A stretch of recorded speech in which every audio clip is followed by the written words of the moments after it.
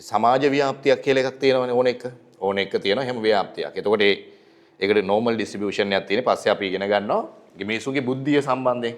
ඒ කියන්නේ අපි මානව ගහණය ඇතුලේ බුද්ධි මට්ටම IQ එක කියන ව්‍යාප්තිය මෙන්න මෙහෙම එකක් තියෙනවා. හරි. පස්සේ අපි ප්‍රවේණිය කියන පාඩමේදී ඉගෙන ගන්නවා. ඒක ප්‍රවේණිකයි. ඒ කියන්නේ දෙමාපියන්ගෙන් උරුම වෙන එකක් තියෙනවා. බුද්ධි මට්ටම කියන්නේ. ඒතර බුද්ධි මට්ටමේත් ව්‍යාප්තිය ඕක තමයි. එහෙනම් මේ මැටි නෙවෙයි ඇත්තටම. මේ කියන්නේ නිකන් කිරි මැටි වගේ. එහෙමුන් අඩුයි. මේ කියන්නේ බුද්ධිමත් නෙවෙයි, පට්ට බුද්ධිමත්. එහෙම අයත් අඩුයි. දැන් ඔයගොල්ලන්ට හිතෙන්න පුළුවන් ඔයගොල්ලෝ ඉන්නේ එකේ කියලා. නෑ. එනේ එකේ ඉන්න ළමයි නුවර දැන් ඔයගොල්ලෝගේ වයසේ අය වොන්නම් ගත්තොත් ළමයි දෙන්නෙක් විතර ඇති.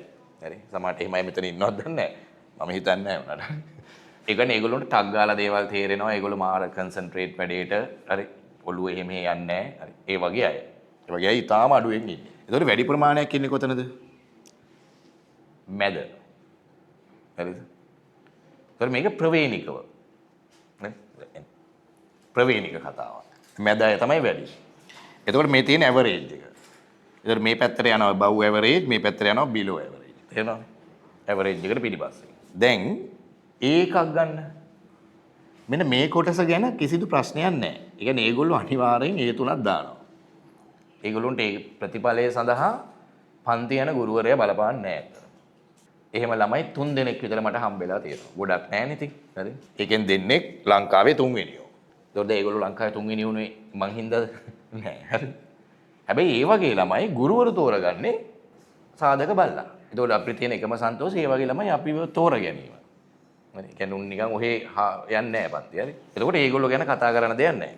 එතකොට මෙන්න මෙතන ඉන්න දැන් ඕගොල්ලෝ මේ කොහේ හරි තැනක ඇත්තේ මැද. සමහර කෙලින්ම ඇවරේජ් වෙන්නත් පුළුවන් පොඩ්ඩක් මෙහෙ වෙන්නත් පුළුවන්. මෙහෙ වෙන්නත් පුළුවන්. දැන් මේකේ ඒකක් ගන්න බුද්ධි මට්ටම කියන එක මෙන්න මේ හරිය වගේ තිබ්බනම් ඇති.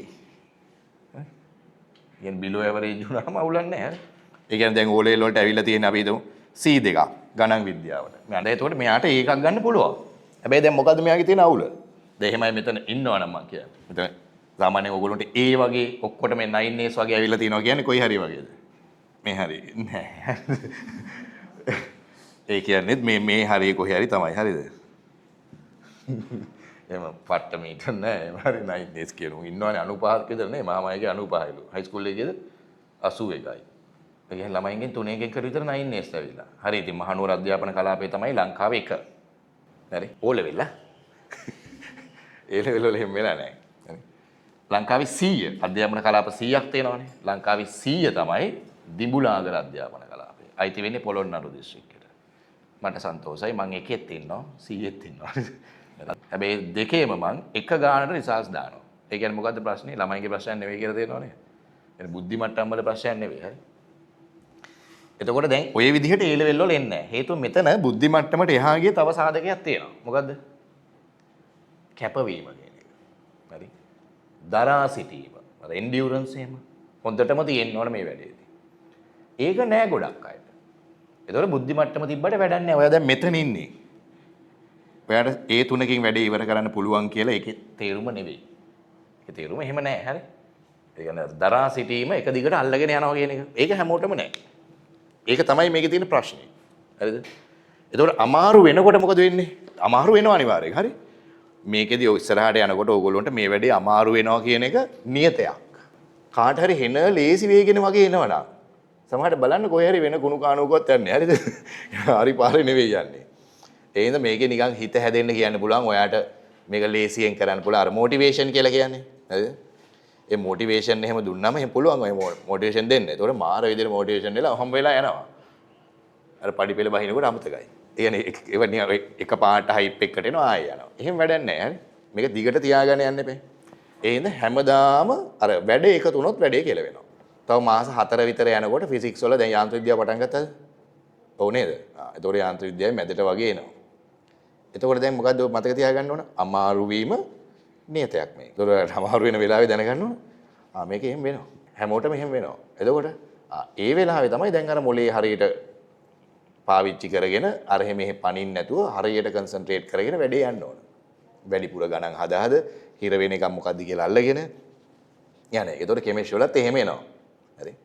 බයෝ වල පොඩි අවාසියක් තියෙනවා. බයෝ වල අර මං කිව්වේ මොකද්ද? තේරෙන්නේ නැහැ කියලා තේරෙන්නේ නැහැ. ඉතින් අරක තේරෙනවනේ කෙලිම පොල්ලෙන් ගැහුවෝගේ ගහදපු ගාන වැරදි 50 චොරයි. එතකොට වැඩේ තේරෙනවා. ඊට පස්සේ අරේ තේරෙනවා සර්ට ගණන් හදන්න පුළුවන් අපිට බෑ කියලා. එතකොට ළමයාට වැටහෙනවා මේක පොඩ්ඩ අමාරුයි කියලා. බයෝ වල එහෙම ගන්න නැහැ. හැබැයි අපේ ක්ලාස් එකේ ඒක වැටහෙනවා. ඇයි දැන් උනාද මම දැන් ප්‍රශ්න ටිකක් දෙනවා පහුගිය එකකින්. හරි? දැන් තේනකොටම තේරෙනව නේද කියලා වෙනවා එහෙනම් කියලා. එතකොට තේරෙනවා ඒක බෑ. භාගයයි ලකුණු පුළුවන්. එතකොට මොකද්ද ඒකේ තේරුම? අන්න එහෙම තමයි මේක කෙලවෙන්නේ. يعني ඉස්සරහට යනකොට ඔයාලට ටික ටික කරපුවා බරි වෙනවා. දැන් අද කරපු එකෙන් ප්‍රශ්න ටිකක් දුන්නොත් මෙතන ඉන්න ඔක්කොම ලියන අය. හරි? හැබැයි ටික දුරක් යනකොට අර කමත කරනවා. එතකොට ඒක ආයේ පිටිපස්සේ කොටස පාඩම් කරන් යනවා කියන එක ඔයාට කවුරුවත් ඇන හැමදාම කියන්නේ නැහැ. ඒක දැනගන්න ඕන කරන්න. එතකොට ඒ හින්දා කෙලවීම පිළිබඳ පොඩි සෙන්ස් එකක් එනවා. එතකොට වැඩේ අල්ලගෙන යන්න. එතකොට කිසි අමාරුවක් වෙන්නේ නැහැ. පළවෙනි වාර විභාගේ මෙතේ තේරෙනවනේ. වාර විභාග අනිවාර්යෙන් ලියන්න. ඉස්කෝලේ. හරි කවුරුවත්. මොනවා වුණත් වාර විභාගවල අඩුපාඩු තියෙන්නත් පුළුවන්. විභාගවල ලංකාවේ සෑහෙන අඩුපාඩුත් තියෙනවා. එතකොට වාර විභාගවලදී Tamanට තේරෙනවනේ දැන් මොකද්ද වෙන්නේ කියලා.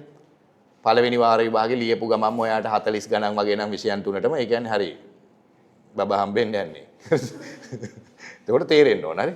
ට්‍රැක් එකෙන් එළියට ය아가ගෙන යන්නේ කියලා. එතකොට වැඩිම කාටවත් ලකුණු නැහැ. ඔයාටත් නැහැ. එතකොට පේපර් එකේ මොකක් හරි අවුලක් ඉතින් එහෙමත් වෙනවා ඈ. සමහර ෆිසික්ස් වල ඔන්න එකෙක්ටවත් නැහැ 60න් උඩ. එතකොට පේපර් එක ස්ටෑන්ඩඩ් නැහැ ඉතින් මොකක් හරි අවුලක් පේපර් එකේ තියෙනවා. කවුරු හරි ළමයි 90ක් ගන්න වෙලාවේ පන්තියේ ඔයාට තියෙන ලකුණු 9යි නම් ඒ කියන්නේ හොඳ ළමෙක් කියන එකනේ තියෙනවා. අර විභාගෙට බයින්න බෑනේ අර ළමයි 90ක් කරන්නේ නේද? අන්න ඒව ටික හරියට සෙන්ස් කරගෙන යන්න වැඩේ. ඒක ලේසි. රයිට්.